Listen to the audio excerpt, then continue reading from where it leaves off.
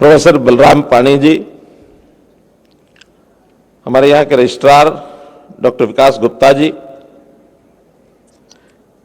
गांधी भवन के निदेशक professor KP Singh ji और शताब्दी समारोह समिति के संयोजक प्रोफेसर नीरा अग्निमित्रा जी, उपस्थित सभी वरिष्ठ महानुभाव, खास करके मैं श्री जगदीश मित्तल जी का नाम जरूर लेना चाहूँगा, क्योंकि संघ के काम करते समय मैंने आपसे बहुत कुछ सीखा है। आप मेरे विभाग प्रचारक भी रहे हैं। उपस्थित अध्यापक प्राध्यापक वृंद, कॉलेज के मेरे साथी छात्र छात्राओं, पत्रकार कलाकार बंधुओं, सबसे पहले तो मैं ये शताब्दी समारोह के अंतर्गत जो आज का कार्यक्रम है, जिसको हर घर ध्यान अभियान इसका नाम दिया गया है, मैं इस अवसर पर आप लोगों को बहुत बहुत बधाई और बहुत बहुत शुभकामना देता हूं।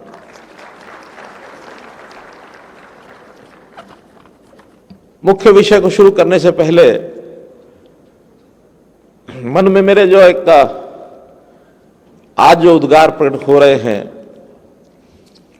वास्तव में जो अपनेपन का जो भाव यहां विश्वविद्यालय में आने के बाद स्वाभाविक रूप से भी हो रहा था, लेकिन जिस प्रकार का वर्णन किया गया है उसमें वास्तव में मुझे वो पुराने दिन जो याद आए हैं।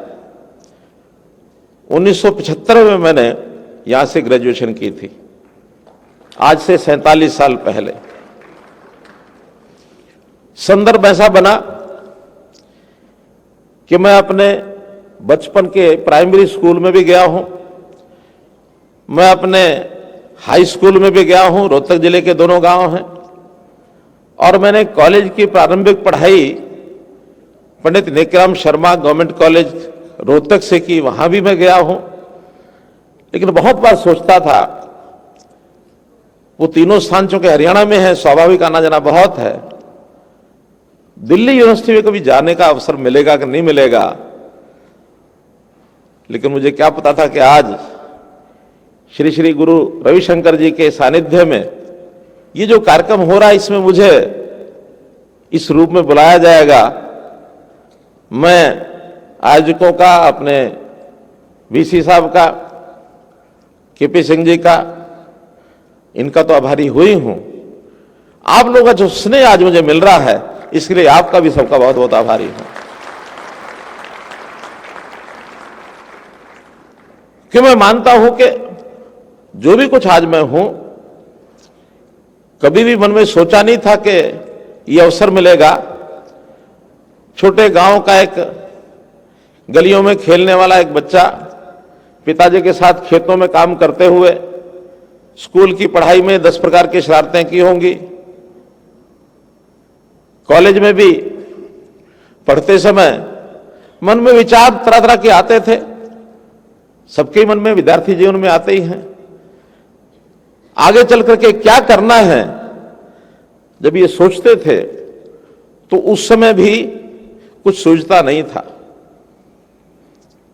धीरे धीरे ग्रेजुएशन हो गई, बीच में कुछ व्यापार करने का भी मुझे अवसर मिला। जिन दिनों में मैंने दिल्ली में ग्रेजुएशन की, तो 8 साल मेरा दिल्ली में भी रहना हुआ, सन 1972 से 1980 तक। संयोग से राष्ट्रीय स्वयंसेवक संघ के साथ संबंध आया, संघ का प्रचारक हो गया। तनावपूर्ण जिंदगी थी, उस तनाव में से बाहर निकला। तनाव क्या था?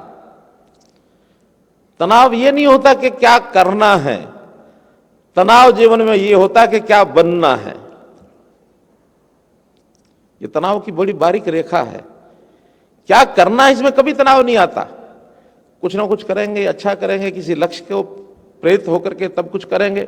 लेकिन अगर मन में बीच में ही आ जाए क्या बनना है, तो फिर उस करने के बजाय उस उधेड़ बुन में आदमी लग जाता है कि मुझे ये बनना है, ये बनना है, ये बनना है। तो ये तनाव का कारण होता है। तो जब जीवन में एक दिशा मिल गई कि मुझे ये करना है, क्या करना है? करना है मुझे अपने देश की सेवा करनी है। ये काम, ये बहुत मुश्किल काम नहीं होता। हम अपनी मुश्किलों को पार अगर कर जाएं, बहुत से रास्ते सुगम हो जाते हैं। 1980 का वो दिन जब मैं संघ का प्रचारक बना था, मुझे कम से कम आज दिन तक 42 साल हो गए हैं, कभी तनाव नहीं हुआ, कभी तनाव नहीं हुआ। क्यों? एकदम स्पष्ट है मुझे करना क्या है। उधेड़बुन तब शुरू होती है जब मुझे डॉक्टर बनना है, मुझे इंजीनियर बनना है, मुझे सॉफ्टवेयर इंजीनियर जाना है, मुझे प्रोफेसर बनना है, और उसके लिए उधेड़बुन में काम करने के बजाय बनने की तरफ दौड़ पड़ते हैं। हमने कभी भी चिंता नहीं की। एक ही श्लोक गीता का आधी पंक्ति काम कर गई, कर्मण्येवाधिकारस्ते मा फलेषु कदाचन। कर्म करते जाओ, फल की चिंता मत करो। क्योंकि जिस बात के लिए आज हम विचार कर रहे हैं, वो सामान्य जन जो है, जब तनाव में फंसता है तो उसमें से बाहर कैसे निकलना। तनाव में नहीं फंसा जाए ठीक है, लेकिन अगर तनाव में फंस गए तो बाहर कैसे निकलना। बाहर निकलने के लिए एकमात्र वो मार्ग है जिसके लिए आज का ये व्याख्यान है, हर घर ध्यान अभियान। एक ही रास्ता है। आप ध्यान करेंगे, आप मन में विचार करेंगे तो तनाव से दूर होंगे। अब ये कठिन काम है, आसान नहीं है, क्योंकि ध्यान करने के लिए हमारे ऋषि मुनि योगी ध्यान की उस सीमा तक चले गए, घंटों घंटों ध्यान करते हैं, अपने जीवन के कुछ कोटि की श्रेणी का उन्होंने बनाया अपना। मैं कोई उस विषय पर आधिकारिक तौर पर बोलने का अधिकारी नहीं हूं, गुरुजी बोलेंगे उस विषय पर, लेकिन मैं अपने अनुभव बता रहा हूं कि उन अनुभवों में हमको अपने प्रारंभिक जीवन में एक दिशा अगर तय कर लेंगे तो आगे इन बीमारियों से बचेंगे। रोग है, ये भी एक रोग है तनाव का, मानसिक रोग। इसमें से बचने के लिए ध्यान, योग,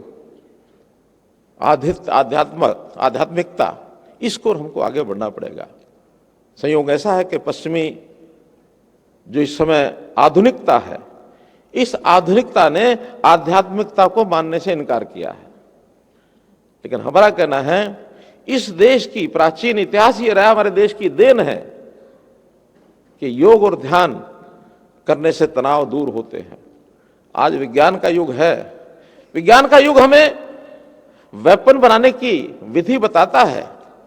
विज्ञान से मानव उपकार हो सकता है, लेकिन यदि हमने अपने सूझबूझ से काम नहीं लिया, हमने अगर संतुलित होकर के काम नहीं किया, तो यही वेपन, ये विध्वंस का कारण बनेगा। और अगर हमने ठीक से सोच समझ करके इसका उपयोग किया तो ये शांति पैदा करेगा, शांति कायम करेगा। तो इसलिए इन चीजों की ओर आगे बढ़ने के लिए हमारा एक बहुत बड़ा संत समाज का एक जो वर्ग है, वो समाज को ठीक दिशा में लगातार देने में लगा हुआ है। आज से नहीं, इतिहास भरा पड़ा है। और हमने तो हरियाणा सरकार में, सामान्यतः सरकारों के बारे में कहा जाता है कि सरकारें बनती हैं वो कुछ विकास का काम करेंगी, कुछ निर्माण का काम करेंगी, लेकिन उस निर्माण में केवल एकांगी भौतिक निर्माण को ही देखते रहते हैं कि सरकार आई है, उसने सड़कें बना दी, स्कूल बना दिए, कॉलेज बना दी, यूनिवर्सिटी बना दी, अस्पताल बना दिए, या कोई वायुयान बना दिए, चांद तक चले गए। लेकिन एक बड़ा निर्माण जिसकी ओर शायद सरकारों का अभी ध्यान काफी जा रहा है, लेकिन मैं समझता हूं एक दशक पहले तक ये ध्यान कभी नहीं गया, और वो निर्माण है मनुष्य निर्माण। मनुष्य निर्माण ये भी एक निर्माण है। इस मनुष्य निर्माण के संस्कार कैसे दिए जाएं, शिक्षा में नैतिकता का पुट कैसे डाला जाए, इतिहास की वो अच्छी बातें कैसे पढ़ाई जाए, और उन संतों महापुरुषों के प्रति सम्मान का, आदर का भाव रख करके हम अपने पाठ्यक्रमों में कुछ जोड़ सकते हैं क्या? लेकिन ये जो आधुनिकता वाले जो लोग हैं ये कहते हैं ये तो सब बेकार है। हमने कुछ करना शुरू किया है। संयोग से ये श्रीमद् भागवत गीता का ग्रंथ जिसका अभी अभी वाइस चांसलर साहब ने हमको सम्मानित भी किया, गुरुजी को सम्मानित किया,